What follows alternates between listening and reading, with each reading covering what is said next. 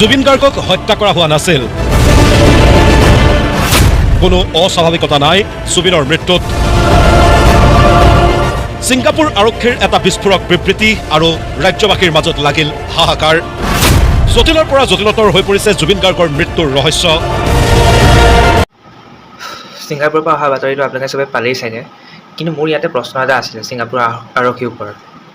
তেওঁলোকৰ মতে জুবিনদাৰ কোনো হত্যা হোৱা নাছিলে, এইটো এটা জাষ্ট এক্সিডেণ্ট আছিলে, মানে পানীত ডুবি ঢুকাইছে, তেওঁ পানীত ডুবি মৰিছে। যদি এইটোৱে কথা আছে, যে আৰম্ভণিত কিয় নক'লে? একে ষ্টাৰ্টিঙত 1 অক্টোবৰত তেওঁলোকৰ মতে 1 অক্টোবৰত ৰিজাল্ট আহি গৈছিলে, তো তেতিয়াই কিয় নজনালে? ইমান দিন কিয় লগালে? ইয়াতে কিবা পলিটিক্স সোমাই আছে নেকি? নেক্সট প্ৰশ্নটো আহে আমাৰ চকীত বহা কেইজনৰ ওপৰত। এই চকীত বহা কেইজনে কি কৈছে, বোলে ছিংগাপুৰ আৰক্ষীৰ লগত আমাৰ বোলে বৈঠক এটা হ'ব, তাৰপিছত এনেকুৱা কিবা এটা ডিচিজন ল'ব। হেনো কি ডিচিজন ল'ব বাৰু? মানে কি, মানে দুটা পাৰ্টি আমি একেলগে বহি কিনে তহঁতৰ তাতোতো ৰিপৰ্ট এইটো ওলালে, আমাৰ অসমত এইটো ক'লে কিন্তু যুদ্ধ হৈ যাব, তো কাৰোবাৰ তাক ফচাই দিম দেই, সেইটো নে চা আমাৰ তাতো ৰিজাল্টটো ছেমেই ওলাব, তহঁতৰ তাত এইটো ওলালে আমাৰ তাতো এইটো ওলাব, তো এটা কাম কৰোঁ, কেইটামান দিন এনেকৈ গেম খেলি থাকোঁ, কালি ওলাব পৰহি ওলাব। ইপিনে ছিংগাপুৰৰ পৰাতো 3 মাহ লৈছে এতিয়া। মই এইটোও বুজি পোৱা নাই, তেওঁলোকেতো ক'লেই তো এইটো এটা এক্সিডেণ্টেল ডেথ আছিলে, ঠিক আছে মানি লৈছোঁ এক্সিডেণ্টেল ডেথ আছিলে, তো আৰু 3 মাহ কি কৰিব লাগে? নে ইয়াত কিবা গেম চলি আছে নেকি? এইপিনে পৰা বলাৰে বল পেলাব, আমি এইপিনে বেটিং কৰিম, তাক এইবোৰ চলি আছে নেকি?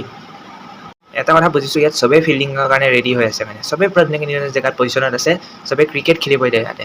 কিন্তু আমি ৰাইজে কিন্তু বল পেলাব নালাগিব। আমি ৰাইজে যদি বল পেলালোঁ, ইহঁতে 6 মাৰিব আৰু বল হেৰাই যাব, তাৰপিছত আমি একো কৰিব নোৱাৰোঁ। পগলা বেলেগ কাৰোবাক বনাবা, ইমানে ক'লোঁ। আৰু আমাৰ অসমৰ মানুহকেইটা ইমান মূৰ্খ নহয় যে ৰিপৰ্ট ইমান দিন ডিলে কৰিলে, তাৰপিছত গৈ ওলাইছে এইটো এনেকুৱাহে আছিলে, আমাৰ পৰা অলপ ভুল হৈ গৈছিলে, আমি ভয় খাই আছিলোঁ দিবলৈ কাৰণে ৰিপৰ্টটো, কাৰণ যুদ্ধ হৈ যাবতো। আমি ভাবিছিলোঁ অলপ ঠাণ্ডা হৈ লওক, তাৰপিছত ক'ম এইবোৰ বেলেগ কাৰোবাক পিন্ধা ভাই টুপি।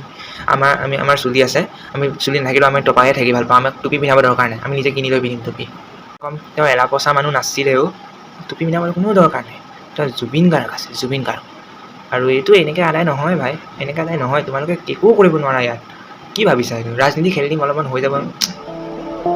জয় জুবিন দা।